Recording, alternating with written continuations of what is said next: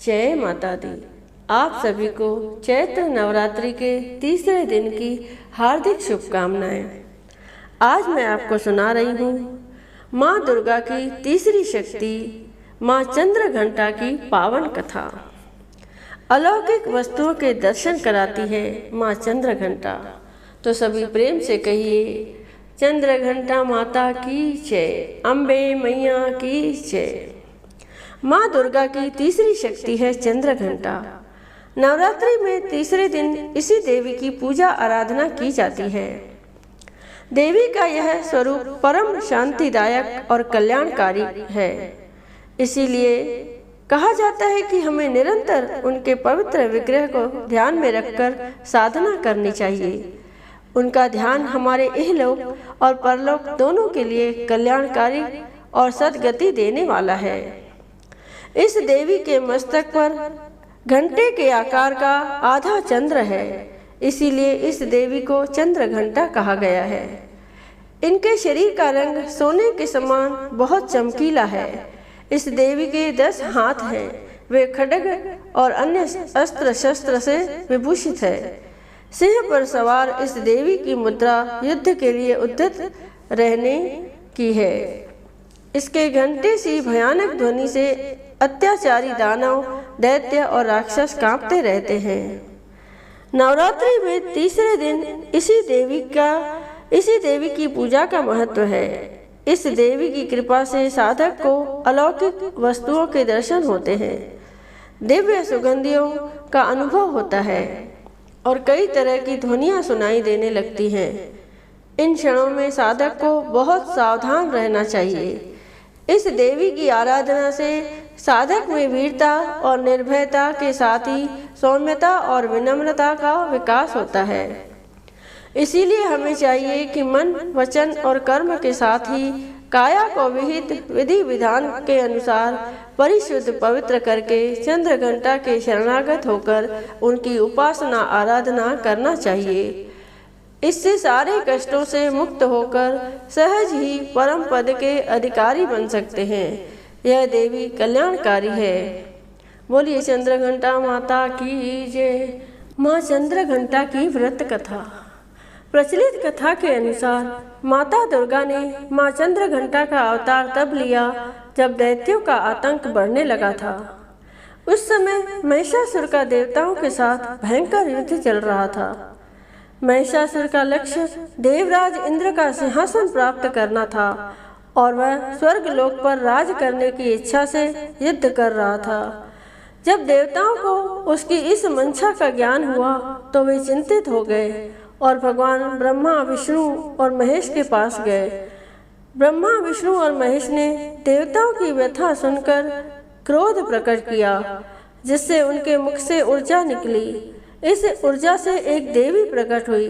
भगवान शंकर ने उन्हें अपना त्रिशूल, भगवान विष्णु ने अपना चक्र, इंद्र ने घंटा, सूर्य ने तेज और तलवार तथा सिंह प्रदान किया। इसके पश्चात माँ चंद्रघंटा ने महिषासुर का वध कर देवताओं की रक्षा की। बोलिए माँ चंद्रघंटा माता की जय। बोलिए अम्बे मैया की जय। नवरात्रि व्रत की कथा। तो प्रेम से कहिए, अम्बे मैया की जय। बोलो शेरा वाली माता की जय। बोलो जोता वाली माता की जय। बोलो साचे दरबार की जय। चैत्र नवरात्र हर साल चैत्र शुक्ल पक्ष की प्रतिपदा तिथि से शुरू हो जाता है। कहते हैं कि जो व्यक्ति इस दौरान व्रत रख माँ अम्बे की सच्चे मन से आराधना करता है, उसके सारे दुख दूर हो जाते हैं। नवरात्रि व्रत रखने वालों को इस व्रत कथा को पढ़ना या सुनना जरूरी माना जाता है। तो आइए सुनते हैं कथा। एक बार बृहस्पति जी ने ब्रह्मा जी से पूछा कि चैत्र व अश्विन मास के शुक्ल पक्ष के नवरात्र का व्रत और उत्सव करने का क्या कारण है? इस व्रत का क्या फल मिलता है? इसे किस प्रकार किया जाना चाहिए? सबसे पहले इस व्रत का पालन किसने किया था? बृहस्पति जी के सवाल का जवाब देते हुए ब्रह्मा जी ने कहा कि हे बृहस्पति, प्राणियों के हित की इच्छा से तुमने बहुत अच्छा सवाल किया है। जो मनुष्य मनोरथ पूर्ण करने वाली दुर्गा, महादेव, सूर्य और नारायण का ध्यान करते हैं वो धन्य हो जाते हैं। नवरात्र व्रत संपूर्ण कामनाओं को पूर्ण करने वाला माना जाता है। इस व्रत को करने से पुत्र की कामना वाले को पुत्र, धन की कामना वाले को धन, विद्या की प्राप्ति की चाहत रखने वालों को विद्या और सुख की इच्छा रखने वालों को सुख मिलता है। इस व्रत से रोगी मनुष्य का रोग दूर हो जाता है, मनुष्य के सभी प्रकार के कष्ट दूर हो जाते हैं और घर में सुख समृद्धि आती है। बंध्या को पुत्र प्राप्त होता है, समस्त पापों से छुटकारा दिलाता है ये नवरात्र व्रत, और इसे करने से मन का मनोरथ सिद्ध हो जाता है। ब्रह्मा जी के अनुसार जो मनुष्य नवरात्र व्रत को नहीं करता उसे जीवन में अनेक दुखों को भोगना पड़ता है और कष्ट व रोग से पीड़ित हो अंगहीनता को प्राप्त होता है और वह धन धान्य से रहित रहता है। भूख और प्यास से व्याकुल घूमता फिरता है तथा संज्ञाहीन हो जाता है। यदि व्रत करने वाला मनुष्य सारे दिन का उपवास न कर सके तो एक समय भोजन करके भी इस व्रत को रख सकता है और 10 दिन बांधवों सहित नवरात्र व्रत की कथा का श्रवण करे। हे बृहस्पति, जिसने सबसे पहले इस महाव्रत को किया था, आज मैं तुम्हें उसकी कथा सुनाता हूँ। ब्रह्मा जी बोले, प्राचीन काल में मनोहर नगर में पीठित नाम का एक अनाथ ब्राह्मण रहता था। वो भगवती दुर्गा का बड़ा भक्त था। उसे सुमति नाम की एक अत्यंत सुंदर कन्या उत्पन्न हुई। उसका पिता प्रतिदिन जब भी माँ दुर्गा की पूजा कर होम किया करता था तो वह कन्या उस समय नियम से वहाँ उपस्थित रहती थी। एक दिन सुमति अपनी सखियों के साथ खेल रही थी और माँ भगवती के पूजन में उपस्थित नहीं हुई। उसके पिता को पुत्री पर क्रोध आया और पुत्री से कहने लगा, अरे दुष्ट पुत्री, आज तूने भगवती का पूजन नहीं किया, इस कारण मैं किसी कुष्ठ रोगी या दरिद्र मनुष्य के साथ तेरी शादी करूँगा। पिता की बात सुनकर सुमति को बड़ा दुख हुआ और पिता से कहने लगी, हे पिता, मैं आपकी कन्या हूँ, जैसी आपकी इच्छा हो वैसा ही करें। राजा से, कुष्ठी से, दरिद्र से अथवा जिसके साथ चाहो मेरी शादी कर दो, पर होगा वही जो मेरे भाग्य में लिखा होगा। मेरा तो अटल विश्वास है कि जो व्यक्ति जैसा कर्म करता है उसे वैसा ही फल प्राप्त होता है, क्योंकि कर्म करना मनुष्य के अधीन है पर फल देना ईश्वर के अधीन है। इस प्रकार कन्या के निर्भयता से कहे हुए वचन सुन उसके पिता को और भी अधिक क्रोध आ गया। पिता ने अपनी कन्या का विवाह एक कुष्ठी के साथ कर दिया और अत्यंत क्रोधित हो पुत्री से कहने लगा, अब अपने कर्म का फल भोगो, देखे भाग्य के भरोसे रहकर क्या करती हो। पिता के ऐसे कटु वचन को सुन सुमति मन ही मन सोचने लगी कि अहो, मेरा बड़ा दुर्भाग्य है जिससे मुझे ऐसा पति मिला। कन्या ये सोचते हुए कन्या अपने पति के साथ वन में चली गई और डरावने कुशायुक्त उस निर्जन वन में उन्होंने रात बड़े ही कष्ट से व्यतीत की। उस कन्या की ऐसी दशा देख देवी भगवती प्रकट हुई और उन्होंने सुमति से कहा, हे दीन ब्राह्मणी, मैं तुझसे प्रसन्न हूँ, तुम जो चाहो वरदान मांग सकती हो। भगवती दुर्गा का यह वचन सुन ब्राह्मणी ने कहा, आप कौन हैं? ब्राह्मणी का ऐसा वचन सुन देवी ने कहा कि मैं आदि शक्ति भगवती हूँ और मैं ही ब्रह्म विद्या व सरस्वती हूँ।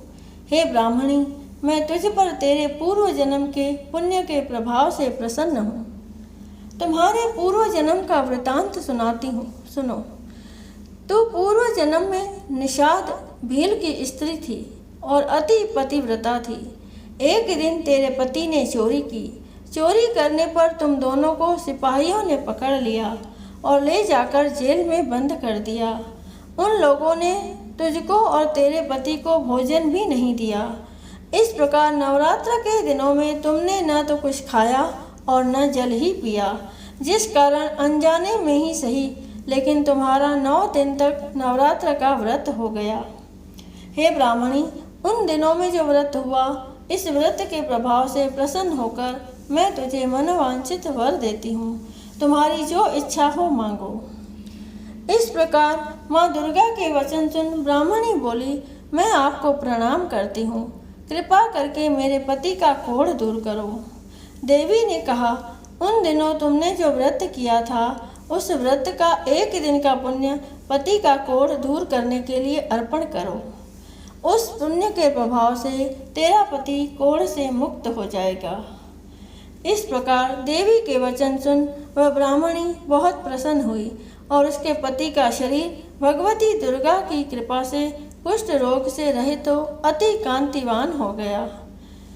वह ब्राह्मणी पति की मनोहर देह को देख देवी की स्तुति करने लगी और माता से कहने लगी कि आप दुर्गति को दूर करने वाली, तीनों लोकों का संताप हरने वाली, समस्त दुखों को हरने वाली, रोगी व्यक्ति को निरोग करने वाली और दुष्टों का नाश करने वाली जगत की माता हो।